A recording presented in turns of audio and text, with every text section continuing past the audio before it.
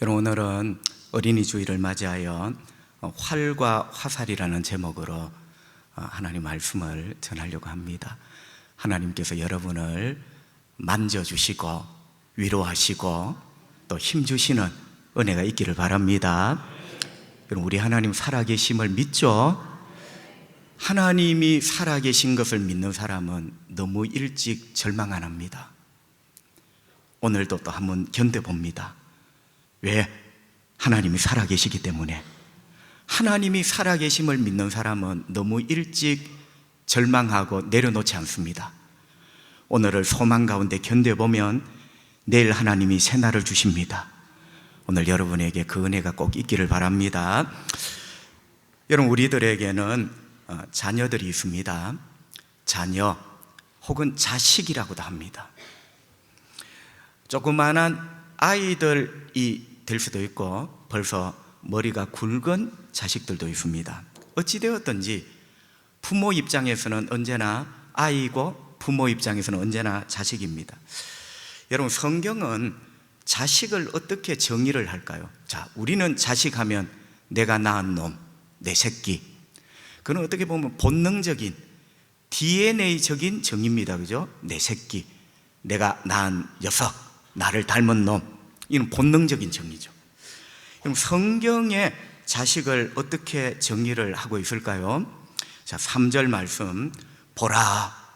여러분, 이 보라라는 말은 감탄사예요. 히브리 말로 해나, 보라. 이 감탄사입니다. 그러니까 성경의 이런 구절들은 아주 유심히 봐야 돼요. 하나님이 감탄사를 앞에 탁 찍어서 우리에게 말씀을 하시죠. 그죠? 자식들은 여호와의 기업이요 태의 열매는 그의 상급이로다. 아멘. 자, 자식의 정의는 내 새끼 이런 개념이 아니라 하나님의 기업, 하나님의 상급. 야, 여러분, 이게 도대체 무슨 의미입니까? 하나님의 기업, 하나님의 상급. 여러분, 이거는 가장 알아듣기 쉽게 표현을 하면 귀하다는 거예요. 자, 대기업, 삼성, LG, 대우 전부 귀합니다. 그런데 하나님의 기업, 이거는 표현이 안 될 정도로 귀해요. 이건 그런 의미입니다. 기업, 하나님의 기업. 교장 선생님이 주신 상도 가슴이 떨리는데 하나님의 상, 여러분, 이거는요 귀하다는 거예요. 따라합시다. 나의 자녀들은 귀합니다. 여러분, 우리는 본능적으로 내가 낳았기 때문에 핏줄적으로도 귀해요. 내가 10달 동안 엄마가 낳고 지금까지 고생하며 너를 길렀기 때문에 너는 귀하다. 이거는 본능적인 귀함이고, 여러분, 오늘 3절의 이 귀함은 가치에 있어서 귀한 거예요. 네가 내 새끼이기 때문에, 내가 낳아서 길렀기 때문에 귀한 게 아니라 너의 존재 가치가 귀하다는 거예요. 믿으시면 아멘. 여러분, 3절이 그 의미입니다. 내가 너를 10달 배 아파 낳은 새끼이기 때문에 귀한 게 아니고 너의 존재 자체가 하나님의 기업이고 하나님의 상급이다. 이거는 너무너무 귀하다는 표현이거든요. 여러분, 우리 자녀들은 그 가치가 참 귀합니다. 가치가 귀해요. 그래서 우리가 절대로 함부로 하면 안 돼요. 가치가 귀합니다. 그래서 귀한 만큼 잘 키워야 되겠죠. 이게 부모의 사명입니다. 여러분, 자녀가 귀해요. 그 귀한 자녀를 우리에게 맡겨주셨어요. 부모라는 이름으로. 그러니까 우리는 그 귀한 녀석들을 잘 키워야 됩니다. 여러분, 성경을 보세요. 자녀를 잘 관리하라. 자녀는 관리하는 게 아니고 키우는 거예요. 자녀는 소유가 아니라 우리가 잘 키워내어야 되는 거죠. 여러분, 어떻게 우리는 자녀를 잘 키워야 됩니까? 성경 말씀을 보니까 가르쳐라 되어 있어요. 여러분, 가르쳐라. 부모가 자녀를 가르침으로 자녀를 키우게 되어 있습니다. 그래서 이 가르치라는 말은 세상적인 용어는 교육이라 합니다. 그런데 여러분 아시죠?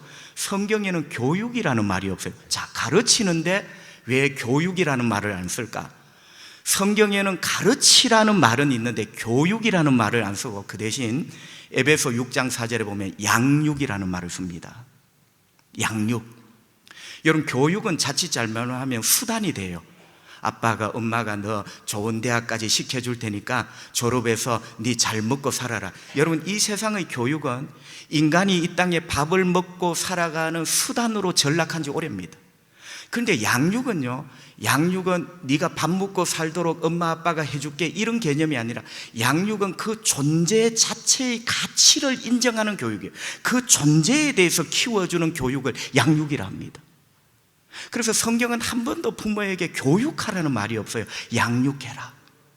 가르쳐서 그 가르침으로 뭐를 먹고 살도록 만드는 그런 교육이 아니라 양육, 귀한 아이를 귀한 인간이 되도록, 그 존재가 귀한 사람이 되도록 네가 키워주라는 그런 의미죠. 그리고 히브리서 12장 9절에 보면, 우리 성경에는 그렇게 되어 있지 않지만 다른 번역본 성경에는 훈육, 자 여러분, 양육, 훈육에는 반드시 매가 동반이 됩니다. 여러분, 부모는 왜 자녀의 종아리에 매를 댈까요? 자녀의 존재가 귀하기 때문에 그 존재 자체를 귀하게 만들기 위해서는 푸드기하게 때로는 회초리를 댈 때가 있어요. 그게 훈육이에요. 자, 이렇게 부모는 자녀들에게 가르침으로 그 귀한 자녀를 잘 키워야 된다. 여러분, 성경에 보니까 자녀 교육 헌장 같은 본문이 하나 있어요. 그게 신명기 6장 4절부터 9절입니다. 어떤 분이 신명기 6장 4절부터 9절 별명을 붙이기를 자녀 교육 헌장이다, 혹은 신앙 교육 헌장이다, 이렇게 별명을 붙였습니다. 그 가운데 신명기 6장 7절 말씀, 너의 자녀에게 부지런히 가르치며, 여러분, 성경에는 자녀에게 집 사주라, 빵 사주라 말 없어요. 부지런히 가르치라. 부모의 제일 사명, 가르치라. 부모는 누구냐? 자녀를 가르치는 존재. 부지런히 가르치며 집에 앉았을 때든지 길을 갈 때든지 누웠을 때든지 일어날 때든지 이 말씀을 강론 가르칠 것이며. 여러분, 부지런히가 밑에 4가지 또 분류가 나옵니다. 그러니까 뒤에 길 갈 때든지 누울 때든지, 이거는 이제 부지런히에서 나온 새끼 같은 말씀들이에요. 자, 여러분, 신명기 6장 7절 말씀을 4토막을 내어보면요, 누구에게 가르치라고 합니까? 자녀들에게. 자녀들을 가르쳐야 돼요. 두 번째 토막, 누가 가르쳐야 됩니까? 부모가. 부모 여러분, 우리 자녀의 인간 교육은 학원 선생님이나 학교 선생님에게 맡기면 안 돼요. 우리 자녀는 귀합니다. 자녀가 귀하기 때문에 하나님께서는 자녀 교육의 1번을 부모에게 맡기신 거예요. 자녀를 가르치는데 누가 가르치라 했습니까? 학원 선생님 아니잖아요. 부모가.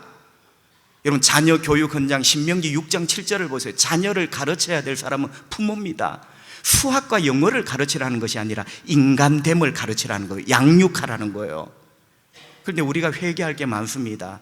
그저 학원 선생님, 학교 선생님에게 다 맡기고, 그것도 기능적인 학문을 배우는 이런 교육에 우리가 치중하지, 내가 데리고 앉아 내 무릎에 앉혀놓고 인간이 되도록 교육하는, 여러분, 우리가 이걸 망각하면요, 국가 공동체는 무너집니다.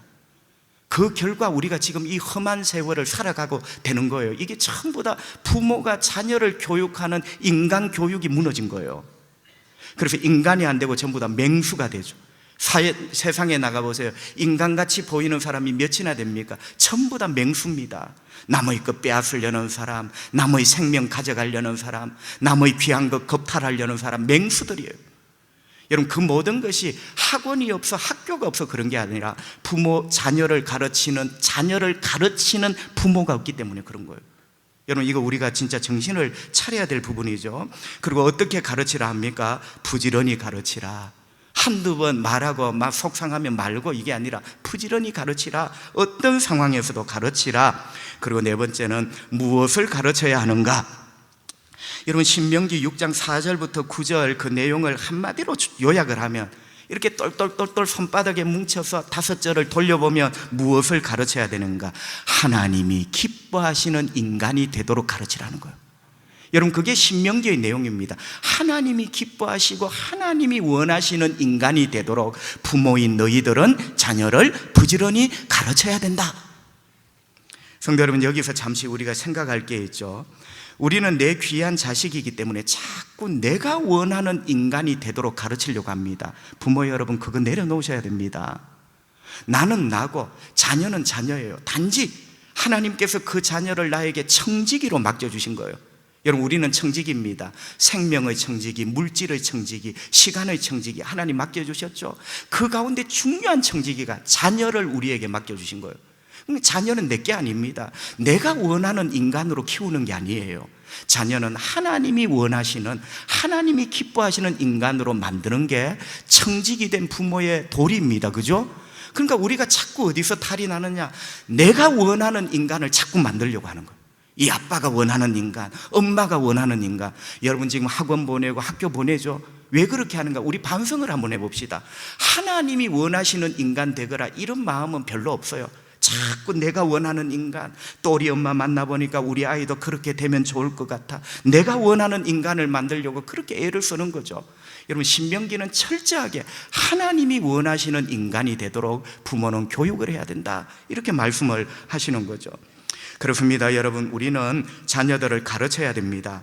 특별히 하나님이 원하시고 하나님이 기뻐하시는 인간으로, 내가 원하는 인간이 아니라 하나님이 원하시는 인간으로 만들어야 됩니다.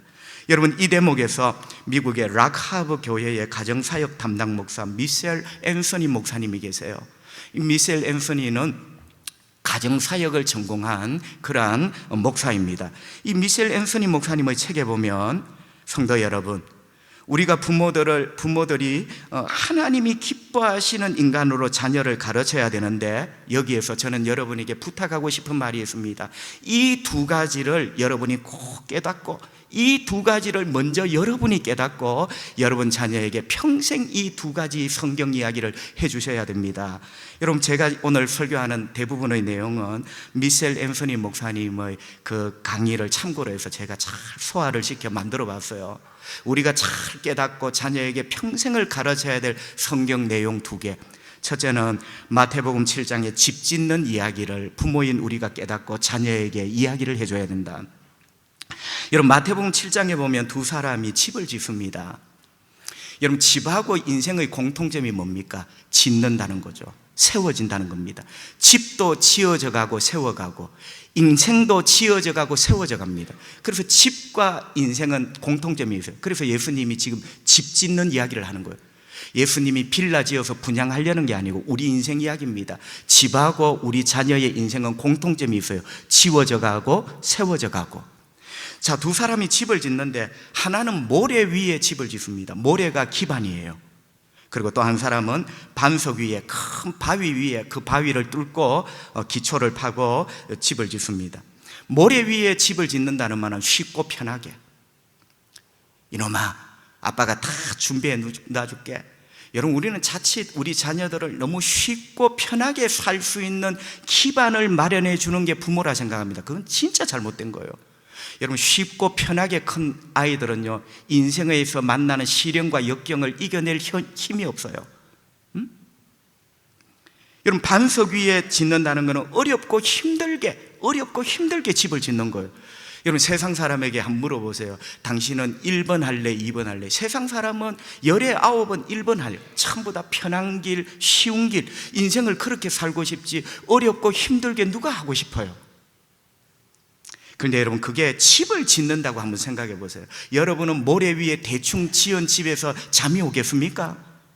자, 그 집에서는 잠을 못 자는데 우리 자녀들을 그렇게 키운다면 여러분, 그게 우리가 잠이 옵니까? 우리가 참 이기적이에요. 그런 부분에는 좀처럼 하나님 말씀이 귀에 잘 안 들어오죠, 그죠? 여러분, 누가 지혜로울까? 그런데 이 누가 지혜로울까는요, 큰 물이 나보면 답이 딱 나와. 평소에는 몰라요. 저놈은 왜 그렇게 미련해서 바위를 파는가? 저 아버지는 왜 저렇게 미련하게 어렵게 엄친, 왜 저렇게 엄격하게 신앙교육을 시키고 윤리교육을 시키며. 여러분, 평소에는 몰라. 2번이 바보 같다. 그러나 큰 물이 나서 이 집을 한번 때려보면 누가 진짜 지혜로운 사람인가 딱 드러납니다. 여러분, 오늘 이 마태복음 7장의 큰 물은 창수 이렇게 돼 있죠, 그죠? 큰 물은 이스라엘은 건기, 우기로 나누어집니다. 우기처럼요, 한참에 비가 막 쏟아져요. 그러면 이 없던 강물이 한참에 다 모여서 그게 창수예요, 창수. 휘감아 돌면서 집을 탁 쳐버리는 거죠. 여러분, 그때 진짜 누가 지혜롭게 집을 지은 사람인가, 누가 지혜롭게 자식을 잘 키운 사람인가 드러난다는 거죠.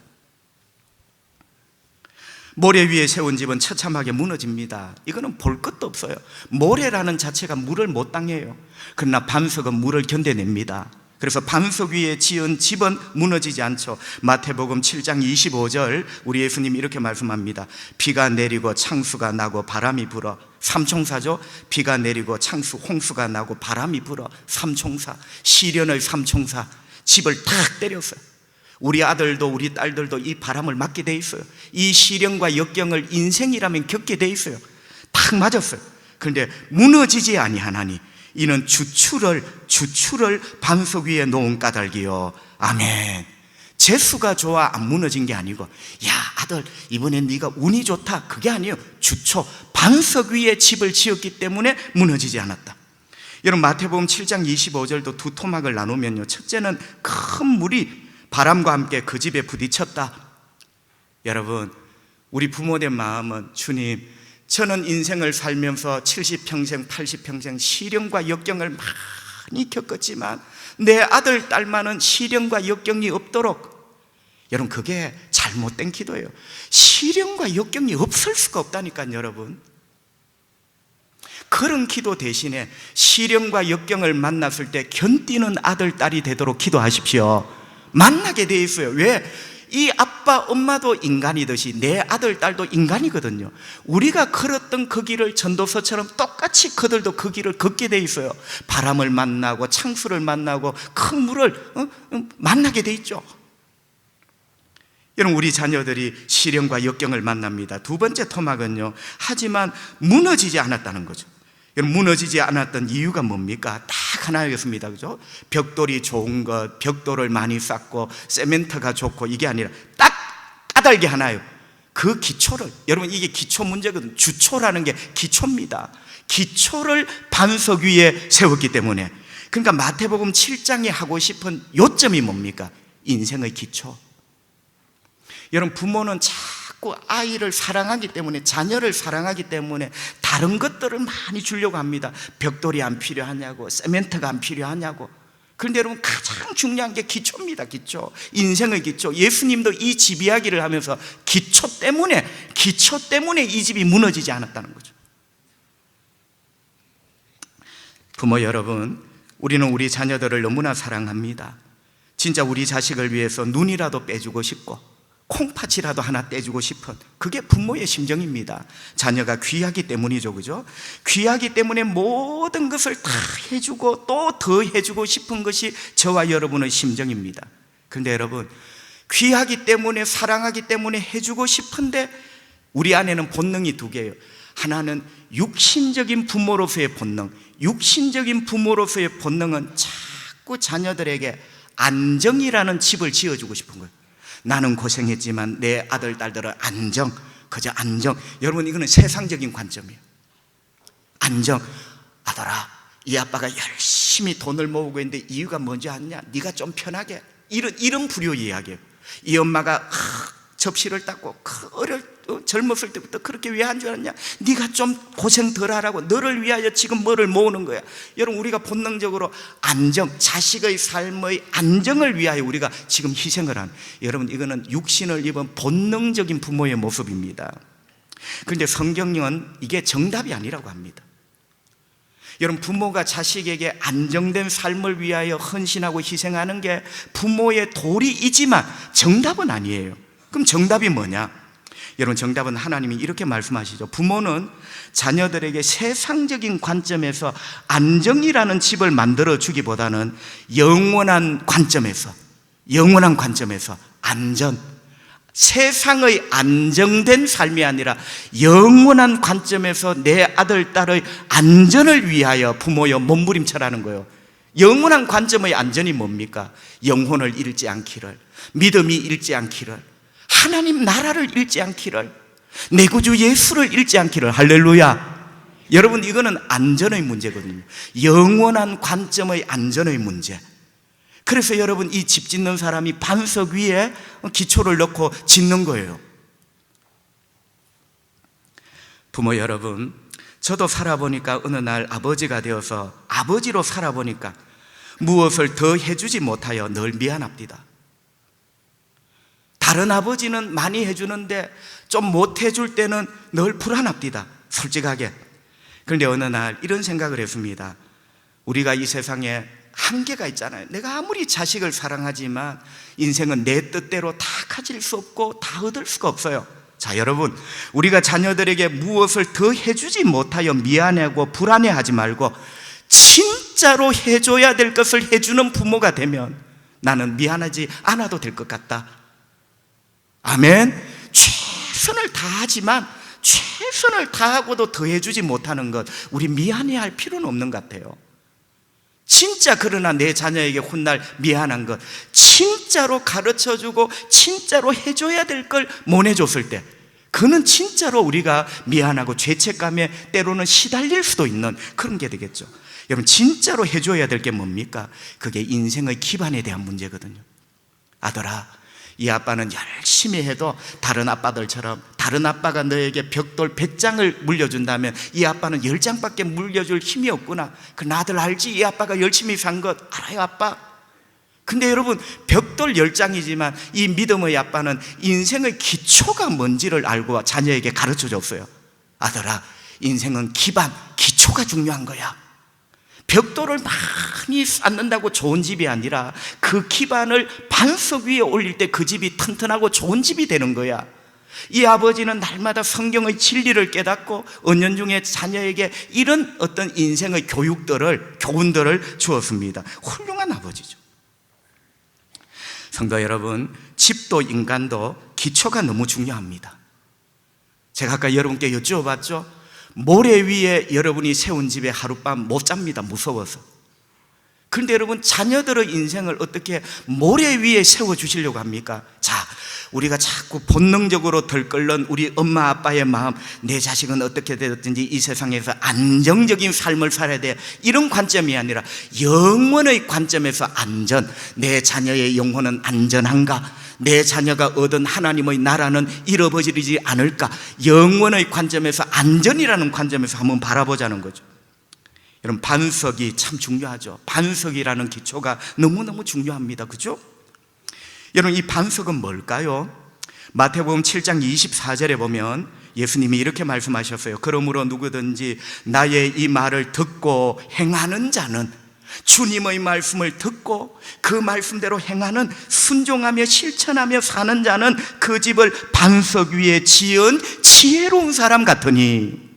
여러분, 반석 위에 집을 짓는 사람은, 세상 사람은 미련하다 하지만 주님 편에서는 영원한 관점에서 보면 그 사람이 지혜로운 사람입니다. 그 부모가 지혜로운 부모입니다. 그 부모에게 가르침을 받은 그 자녀들이 지혜로운 자녀가 되는 거예요. 여러분, 반석은 뭐였습니까? 주님의 말씀을 듣고 행하는 것. 아들아, 벽돌이 좀 부족해도 집은 기초가 중요한 거야. 기초를 잘 닦아 놓으면 하나님께서 훗날 벽돌도 주실 줄 몰라. 하나님이 복을 주시는 거죠. 여러분, 그 기초가 하나님 말씀을 듣고 순종하는 것입니다. 여러분, 우리가 이것을 깨닫고 우리부터 이것을 깨달아야 되죠. 아들아, 이 아빠가 엄마가 왜 고생하는 줄 아느냐? 네가 이 세상에서 안정된 삶을, 오케이, 그렇게도 안 하는 부모보다는 훨씬 낫지만 성경의 정답은 아니다. 성경의 정답은 이 세상적인 관점에서 아들아, 너의 인생이 안정되도록 이 아빠가 고생한다, 이게 아니라 영원의 관점에서 너의 영혼이 안전하도록, 너의 믿음이 안전하도록, 네가 얻은 하나님 나라와 구원이 영원토록 안전하도록, 그러려면 여러분 기초를 이야기해 줘야 돼요. 그렇죠? 여러분, 우리부터 깨달아야 되겠다. 설교하는 저부터 이 원고를 준비하면서 반성이 많이 되었습니다. 나는 어떤 아버지, 나는 어떤 부모인가? 여러분, 우리가 깨닫지 못하는 하나님을 어떻게 자녀에게 말해줍니까? 어떤 분이 그런 말씀을 했어요. 내가 경험한 만큼의 하나님을 자녀에게 말해줄 수 있다고. 내가 아는 하나님만큼만 자녀에게 말해줄 수 있다고. 내가 확신하는 하나님만큼만 자녀에게 확신하게 말해줄 수 있다고. 아멘. 여러분, 자녀가 문제가 아니라 우리가 회개해야 됩니다. 우리가 문제예요. 내가 하나님을 그만큼밖에 모르니 내 자녀들에게 그만큼의 하나님만 우리가 가르쳤던 거죠. 이사야 1장 19절 말씀, 성경은 이렇게 말씀합니다. 너희가 절겨 순종하면 땅의 아름다운 소산을 먹을 것이요. 아멘. 우리 하나님 말씀을 듣고 즐겁게 순종하면 뭐죠? 반석 위에, 내 자녀의 인생을 반석 위에, 기반을, 이 말씀을 듣고 말씀대로 살아야지, 이 기초 위에 인생을 세우면 땅의 아름다운 소산을 먹게 될 것이요. 이게 이제 행복이라는 다른 표현이거든요. 땅에 있는 맛있는 것을 네가 먹게 될 것이다. 여러분, 하나님께서 그 자녀를 거지꼴로 놔두는 게 아니라 하나님이 복을 주시는 거예요. 응? 믿으시면 아멘. 여러분, 우리가 그런 부모가 되고 우리 자녀가 그런 자녀가 되기를 축복합니다. 여러분, 두 번째, 미셸 앤서니의 그 부탁, 믿음의 부모 여러분, 우리가 먼저 깨닫고 우리 자녀에게 가르쳐야 될 성경 말씀 두 번째 이야기가 있습니다. 그것은 요한복음 15장의 포도나무 이야기입니다. 포도나무 이야기를 부모인 우리가 먼저 깨닫고 자녀에게 꼭 가르쳐줘라는 거예요. 그게 바로 믿음으로 자녀를 가르치는 부모의 도리다. 여러분, 요한복음 15장에 보면 포도나무에 가지들이 붙어 있습니다. 그 가지들이 붙어 있으면서 열매를 맺어요. 자, 이 포도나무는 예수님입니다. 붙어 있는 가지는 우리고 우리 자녀들입니다. 이 포도나무 가지가 열매를 맺어요. 야, 열매를 맺으니까 농부가 기뻐, 또 가지가 기뻐. 여러분, 우리 자녀들이 열매를 맺으면요, 하나님이 기뻐하세요. 그리고 그 자신도 너무너무 기뻐, 열매 맺는 인간. 그러니까 여러분, 포도 열매를 맺고 있는 이 가지는 농부에게도 기쁨을 드리면서 또 자기도 너무너무 기쁜 인생을 살아가게 되는 것이죠. 그런데 여러분, 자세히 보니 어떤 가지는 포도나무에 딱 붙어 있어요. 마태복음 7장과 똑같아요. 어떤 사람은 모래 위에, 어떤 사람은 반석 위에 기초를 다르게 집을 짓죠. 그런데 요한복음 15장도 어떤 포도나무 가지는 나무에 딱 붙어 있어. 떨어지면 나는 죽어, 떨어지면 열매 맺을 수 없는 거야, 나는 붙어 있어야 돼. 그래서 그 포도나무가 빨아 올려주는 물을 마시고, 고맙습니다, 포도나무가 땅에서 빨아 올려주는 영양분을 마시며 꽃을 피우고 열매를 맺고 있습니다. 그런데 어떤 가지는 얼마나 교만한지 나무에 붙어 있지 않고 떨어져 나와 있습니다. 여러분, 어떤 가지는 딱 붙어 있는데 어떤 가지는 얼마나 잘났는지 나무에 붙어 있지 않고 떨어져 나와 있어요. 마치 이렇게 말하는 것 같습니다. 나는요, 포도나무에 붙어 있지 않아도 얼마든지 살 수 있고요, 나는요, 포도나무에 붙어 있지 않아도 얼마든지 꽃 피우고 열매 맺을 수 있답니다. 이렇게 말하는 것 같아요. 여러분, 세상적으로 보면 이 사람이 되게 용감합니다. 너는 인간답다고. 그런데 여러분, 어떤 신학자가 이런 용감을 무모한 용감, 여러분, 이런 용감은요, 전혀 쓸데가 없는, 부모가 죽고 자식이 죽는, 포도나무 가지 지가 죽는 길이야. 나는 나무를 떠나서도 얼마든지 살 수 있고요, 나는 나무를 떠나서도 얼마든지 열매 맺을 수 있어요. 인본주의, 예수가 없어도 내가 튼튼하고 내가 씩씩하고 용감하면 살아갈 수 있고 구원 얻을 수 있다는, 여러분, 무모한 용감이에요. 무모한 용감. 우리 예수님 말씀하셨습니다. 요한복음 15장 5절, 나는 포도나무요 너희는 가지다. 그가 내 안에, 내가 그 안에 거하면, 붙어 있어야 돼요. 거하면 사람이 열매를 많이 맺나니, 나를 떠나서는 무모한 용감, 나는 예수님 떠나서도, 나는 포도나무에서 떨어져도 무모한 용감, 나를 떠나서는 너희가 아무것도 할 수 없습니다. 아멘. 성도 여러분, 부모인 우리부터 이거 깨달아야 돼요.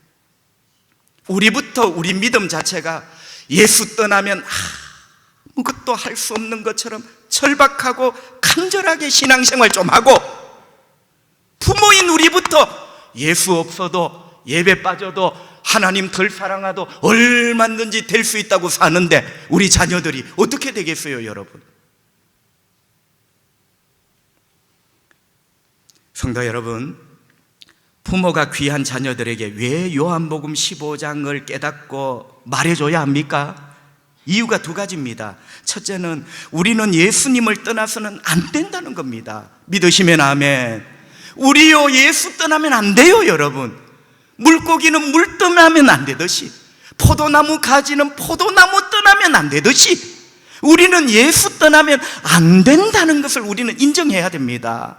우리가 그런 믿음으로 살아야 돼요.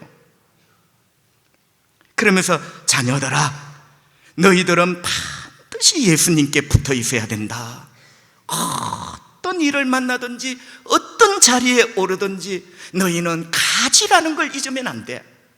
여러분, 영원토록 변할 수 없는 게, 가지는 영원토록 포도나무는 될 수 없잖아.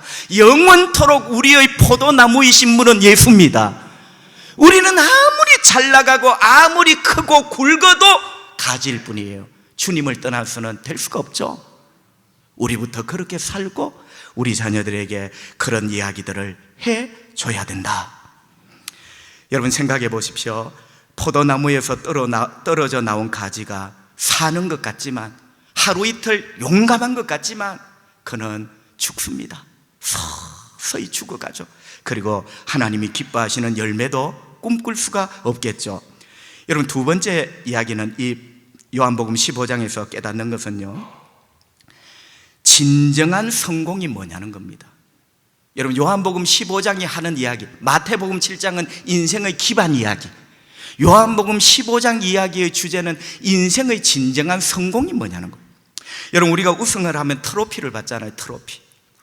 그래서 우리 부모들은 우리 자녀들이 트로피 받는 걸 그렇게 좋아합니다. 우승했구나, 어느 종목, 어느 과목 트로피를 받는. 그리고 이 세상은요, 트로피를 받도록 서로 경쟁을 시킵니다. 여러분, 그것이 성공이라고 생각을 하죠. 세상적인 관점의 인생 성공은 트로피입니다. 여러분, 우리는 솔직하게 말하면 자녀들이 성공하기를 응원하고 돕고 기도해 왔습니다. 여러분, 마땅하죠. 나보다 더 귀한 내 자식들, 그들이 성공하기를 우리는 지금까지 도와왔고 기도하고 몸부림 쳤습니다. 우리 자녀들이 트로피를 받는 인생, 세상적으로 성공한 인생이 되기를 우리는 원했던 거죠. 여러분, 맞습니다. 옳습니다. 부모들은 당연히 트로피를 받는 주인공이 내 자녀가 되기를, 내 자녀가 이 세상에서 트로피 받는 인생이 되기를 응원하고 기도해야 됩니다. 하지만 여기서 생각해야 될 것, 과연 성경적인 트로피, 성공의 개념은 뭔가? 여러분, 부모가 여기부터 헷갈리면요, 아이들의 인생 전체가 헷갈리는 거예요. 과연 성경적인 성공의 개념이 뭐냐는 거예요. 여러분, 이 세상에는 성공이 두 가지 성공이 있습니다. 하나는 세상적인 성공이죠. 이 세상적인 성공은 일시적입니다. 여러분, 우리가 70, 또 강건하면 80, 90, 여러분, 미안하지만 우리 자녀들도 인간으로 태어났기 때문에 엄마 아빠가 가는 그 길을 따라 엄마 아빠가 간 그 자리, 거기에서 하나님의 부르심을 받게 돼 있어요. 그러니까 여러분, 죄송하지만 내가 물려주는 게 영원할 것 같지만 사실은 얼마 후에 빛이 발해지는 트로피예요. 여러분, 이 세상의 모든 것은 잠시 눈앞에 반짝거리지만 세월 속에 전도서 말씀처럼 빛이 발해집니다. 반짝이는 그 모든 빛이 이루어지죠. 여러분, 이게 바로 세상적인 성공입니다. 그죠? 그런데 여러분, 우리가 못난 부모가 되다 보니 자꾸 잠시 후에, 아니 10년, 20년 뒤에 언젠가는 그 빛을 잃고 마는, 아무 의미가 없어지는 이런 어떤 본능적인 욕심에 사로잡혀 우리 자녀들이 이 세상에 이런 성공을 하기를, 여러분, 이런 성공이 의미가 없다는 게 아니에요. 이런 성공만을 추구했을 때 그게 하나님 앞에 과연 옳은 것일까? 여러분, 어떤 책에 보니까 카나다에 태평양 연안 있잖아요. 그죠? 그 캐나다 태평양 연안이 옛날에 빙하 때문에 여러분, 이 바다가 굉장히 피오르드식 해안, 막 꼬불꼬불합니다. 아주 풍광이 좋고. 그런데 여러분, 그 해안에 자주 고래들이 와서 죽어간대요. 여러분, 큰 고래가 왜 그 얕은 해안, 만이라 하죠, 그 만까지 와서 바다로 돌아가지 못하고, 그럼 땅바닥에 배가 얹혀 펄떡펄떡 하다가 죽는 거예요. 여러분, 조사를 해보니까 바다에 정어리떼가 나타났어. 정어리떼. 여러분, 이 정어리떼는요, 카나다를 찾는 고래가 너무너무 좋아하는 먹입니다. 그러니까 이 정어리떼는 이 고래에게 트로피야. 여러분, 고래가 그 큰 입을 벌리면요, 어느 분이 말하더라고요. 몇 톤 트럭, 한 트럭 되는 정어리가 입으로 쑥 들어온대. 여러분, 그 우승 트로피가 지금 정어리 떼가 눈앞에 아른아른거려. 근데 이 정어리 떼가 그냥 잡혀 죽습니까? 자기들이 살라고 팍 얕은 바다로, 얕은 바다, 그 얕은 바다로 쫙. 고래는 그것도 모르고 자기가 얼마나 큰지도 모르고, 여러분, 저곳은 만이라서 물이 얕은 줄도 모르고 정어리 떼라는 트로피를 따라 그 만 가까이 온 거예요. 입을 쫙 벌려 빨아먹었어. 근데 나중에는 물이 빠지고 돌아갈 수가 없네. 여러분, 그 책의 요점이 뭐냐? 이 세상의 우승 트로피를 쫓는 사람은 바로 이와 같은 정어리 떼를 한 배 먹고 돌아갈 길이 없어 펄떡이며 죽는 그 카나다 연안의 고래와 같지 않을까요? 요점이 그거예요. 요점이 그것. 여러분, 그래서 우리는 이 세상적인 성공에 함몰되어 정어리 떼 실컷 먹고 얕은 만에서 죽어가는 그 혹동고래처럼 우리의 자녀들이 그런 인간이 되기를 원하는 부모는 아무도 없어요. 우리가 깨닫자는 거죠. 우리가 우리 자녀들을 그런 식으로 몰아가고 있지는 않은지, 저 정어리 떼 있으니 먹어, 달려가. 잠시 후에 빠져나오지도 못하고 거기에서 우리 자녀들이 헐떡이며 죽어가는데 말이죠. 그죠? 여러분, 우리가 이런 부모가 되어서는 안 된다. 그 다음 두 번째, 영원한 관점에서 성공이 있어요. 여러분, 세상적인 관점에서의 성공은 정어리 떼 실컷 먹고 만에 갇혀 죽어가는 고래를 생각해봐라. 우리가 이런 자녀를 이렇게 키울 마음이 있겠는가? 전부 다 너 주님 아니에요. 우리 귀한 자녀를 그러면 영원한 관점에서 성공을 보아야 되죠. 여러분, 영원한 관점에서 성공은 뭘까요? 요한복음 15장 5절 하반절 우리 다시 한번 보시면요, 주님이 이렇게 말씀하셨어요. 나를 떠나서는 너희가 아무것도 할 수 없습니다. 어떤 분은 이렇게 말합니다. 네, 뭐 예수 떠나도 얼마든지 잘 됐대. 여러분, 맞아요. 예수님 떠나도요, 사업 대박 날 수 있어요. 하나님 잘 안 믿어도 되는 일 잘만 돼. 예배 시간에 빠져도 사업처, 거래처 막 대박이 터져. 잘 돼. 그럼 이 말이 무슨 말이냐고. 나를 떠나서는 너희가 아무것도 할 수 없다. 어떤 신실한 신학자가 이렇게 해석을 했어요. 여러분, 이 말은 예수 안 믿고 교회 안 나오고 예배 안 믿으면 아무것도 아니고 재수에 옴붙고 이런 말이 아니라, 예수님을 떠나서 성공할 수 있고 대박 날 수 있고 잘 될 수 있다. 그러나 예수를 떠나서 잘 되는 모든 일, 그것이 당신에게 성공인 것처럼 보이지만 하나님 앞에는 아무런 의미가 없고 가치가 없는 일입니다. 그러니까 아무것도 할 수 없다는 말은 예수 떠나서는 영원한 관점에 하나님 앞에 의미 있는 인생을 아무것도 살 수 없다는 거예요. 이야, 너무나 일리가 있었습니다. 너무나 가슴을 후벼 팠습니다. 여러분, 우리가 예수 안에 있지 않고 예수를 떠나서 예수님의 은혜를 떠나고 예수님의 사랑을 떠나고 예수님과의 관계를 떠나고 거기에서 얼마든지 잘 될 수가 있어. 그러나 그 모든 것이 영원함의 관점에서 보면 하나님 앞에 아무런 의미가 없느니라. 그러니까 이 말씀은 너희가 아무것도 할 수 없다는 말은 진정한 성공, 예수님을 떠나서는 영원한 관점에서 하나님 앞에 의미 있는 인생을 절대로 살아갈 수 없다. 그러니까 예수 떠나서는 절대로 영원한 관점에서 성공하는 인간이 될 수가 없다는 거죠. 아들아, 예배 좀 안 나가도 된다 하는 일만 우리가 엉터리입니다. 우리가 엉터리. 여러분, 전능하시고 영원하신 하나님이 우리가 잠시 성공한 그것에 입이 딱 벌어져서, 야, 그때 네가 이거 하려고 예배 안 나왔구나, 내 그러면 봐줄게, 이러실 것 같아요? 예수님을 떠나서는 의미 있고 가치 있는 인생이 전혀 될 수가 없다는 것. 그래서 우리 아이들에게 이 비밀을, 얘야, 작은 거지만 하나님 앞에 트로피를 받는 인생을 살아야 돼. 그는 네가 예수 안에 머물러 있어야 돼. 믿으시면 아멘. 여러분, 우리부터 너무 죄송합니다. 엉터리 부모예요. 예수를 떠나도 되니 세상적으로 성공하라는 거예요. 그러니까 정어리 한 배 먹고 만에서 갇혀 죽어가는 고래처럼 되는 거예요.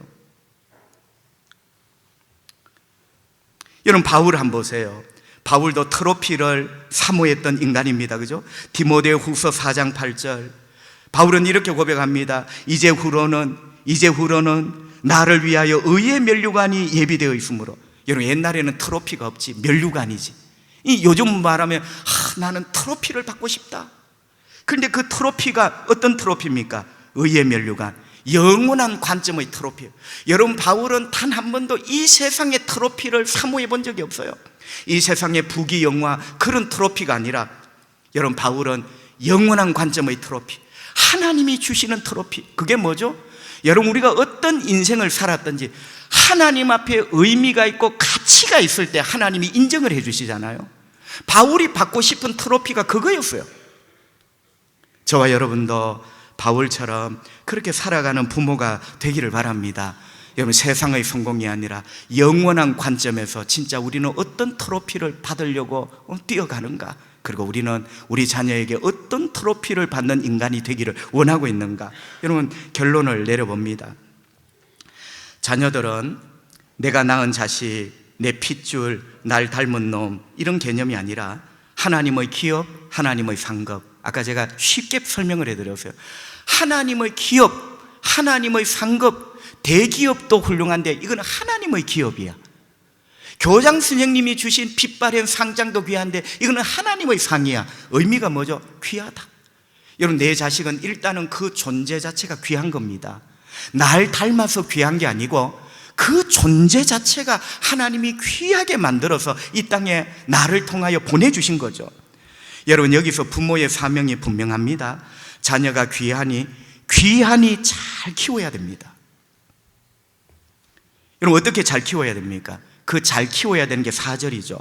4절 성경은 이렇게 말씀합니다. 젊은 자의 자식은 장사의 수중의 화살 같으니. 자, 3절 귀하다, 4절 잘 키워라. 여러분, 잘 키우는데 왜 화살 이야기가 나옵니까? 그게 오늘 말씀의 주제예요.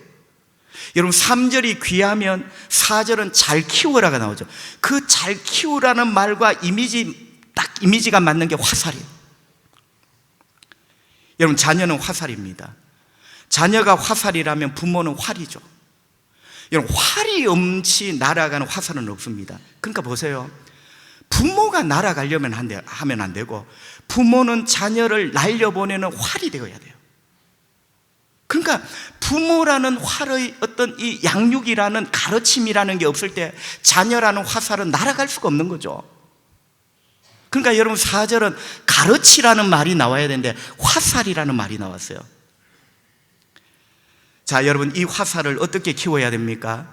먼저는 똑바로 날아가는 화살이 되도록 키워야 되죠. 내 자식이 정의롭고 반듯하게 똑바로 날아가는 하나님의 목적을 알고 사는 인간. 할렐루야. 그리고 두 번째는 비바람을 뚫고 멀리 날아가는. 여러분, 화살은 비바람이 칠 때는 안 쏩니까? 비바람이 칠 때도 화살은 날아야 됩니다. 시련과 역경을 만나도 우리 자녀는 인생을 걸어가야 돼요. 첫째는 똑바로 날아가야 되고, 두 번째는 비바람을 뚫고 멀리 날아가야 되고. 여러분, 이렇게 날아가면요, 영적이고 도덕적인 힘이 생겨요. 5절을 한번 보세요. 5절은 이렇게 말씀합니다. 이것이 그의 화살통에 가득한 자는, 똑바로 날아가는 화살, 비바람을 뚫고 멀리 날아가는 화살이 가득한 자는 복되도다. 그들이 성문에서 그들의 원수와談판할 때 수치를 당하지 않으리라.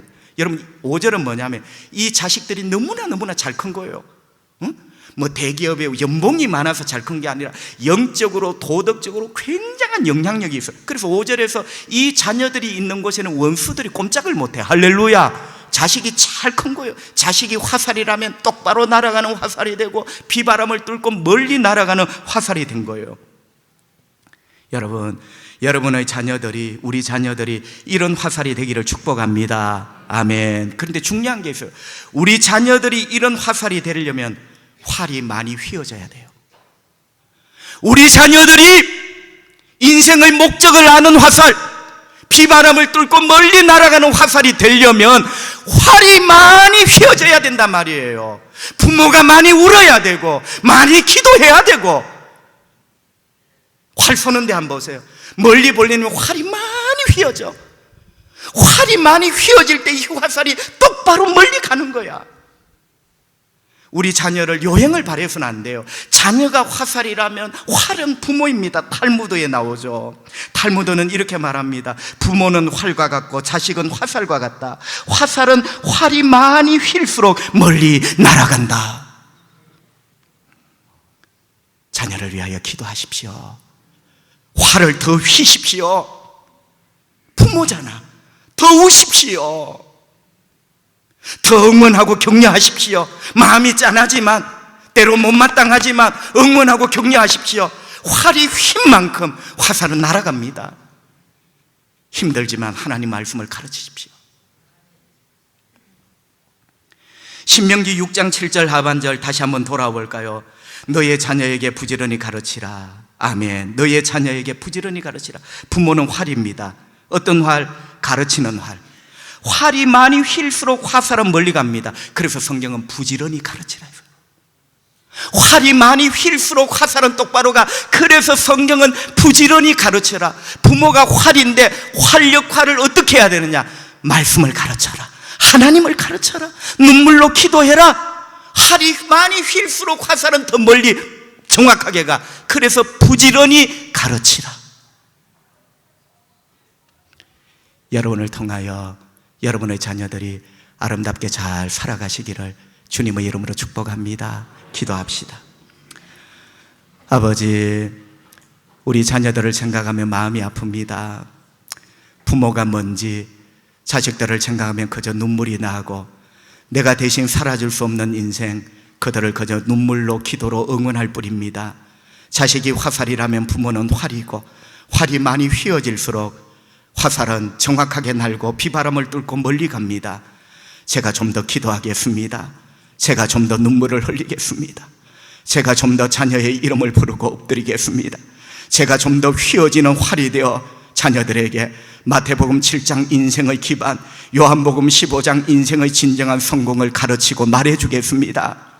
우리 자녀들이 세상에 헛되게 방황하는 자녀가 아니라 마태복음 7장과 요한복음 15장을 깨닫고 하나님 앞에 트로피 받는 인간이 되기를 원합니다. 우리 성도들의 가정이 복된 가정 되기를 원하옵고 예수님 거룩하신 이름으로 기도합니다. 아멘.